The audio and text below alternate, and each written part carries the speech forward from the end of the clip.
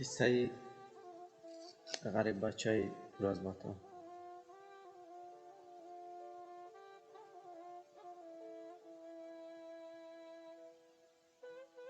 منم آن فرزندی جگر سوخته‌ای، زخم‌هایم آغشته با نمک روزگار.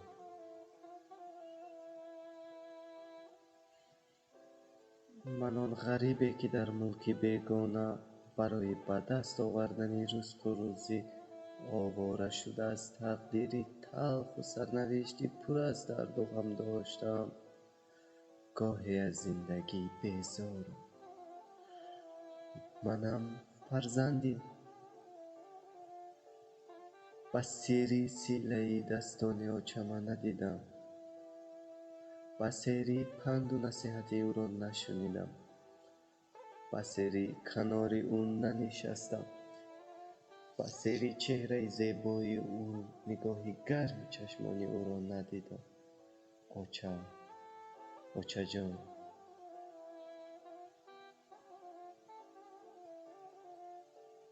همیشه میپرسیدی که من در چه حالم. نوابسته گاه بیمار میگشتم، لیک همیشه برایت میگفتم که خوبم اوچه جان، خوبم. هرگز نمیگفتمت مریض و خسته و خرابم، زیرا من تحمل رنج چشمان تو را نداشتم اوچه جان.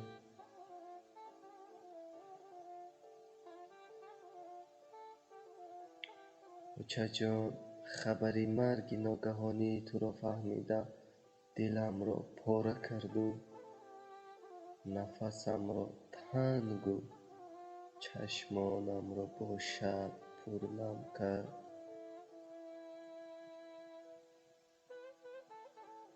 ولی چی کنم آخر پیش تقدیری که خداوند برایم داده است. من بیچاره‌ام. قسمت مرا اینجا بند کرد.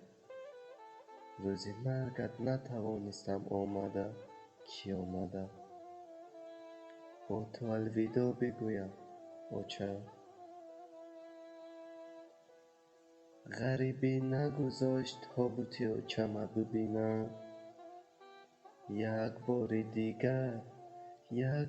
دیگر چهره زیبای اوچمه مسیله کنم.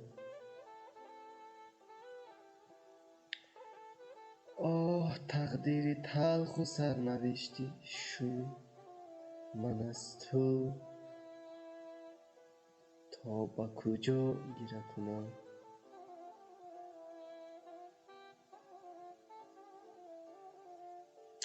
سبب به وطن برگشتنم اوچه جان همیشه بهانه دیدار تو بود اوچه. بویت مرا به سوی تو میکشد اوچه. من حالا به وطن برگشتم اوچه جان. اوچه جان، فرزندی در بدرت پشتی درت آمده است اوچه، ولی تو نیستی اوچه. آخر من حولی به اوچه را چی گفته دارم. آخر اوچه دیگر است، سوزش اوچه دیگر است.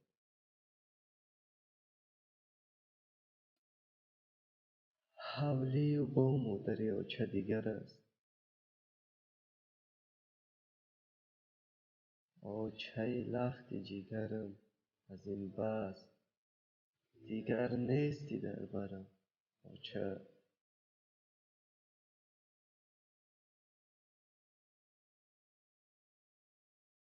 آخر تا به کی با این قسمت تلخ و شورم دامنگیر میشوم اوچه.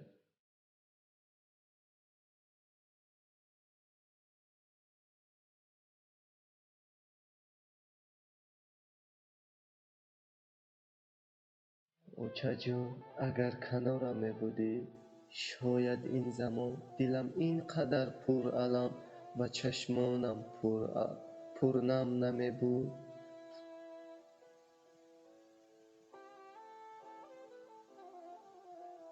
نزدی هر کس و کوی شدم بگونه اوچه.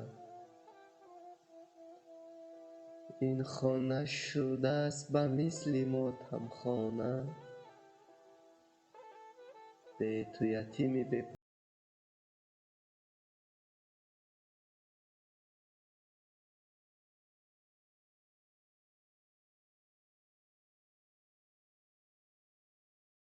کدم دو چشم و ابروی تو را،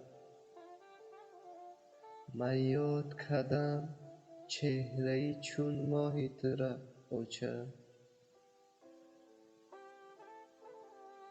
من یاد کردم کلچه های خوشبوی تو را اوچه. من آخر صدقه شوم پیچه های سفیدی هر تار موی تو را اوچه. من چقدر پزمان شدم نصیحت و جنگ تو را اوچه.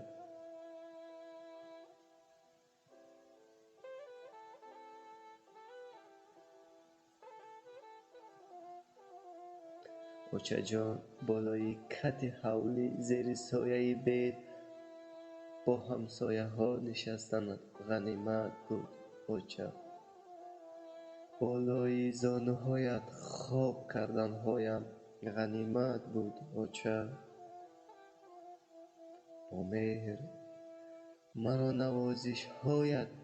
نوازش کردن هایت غنیمت بود اوچه. ای غریبی حولی و بام و دری پدر به تو خالی است اوچه. درون قلب غمدار من جای تو خالی است اوچه.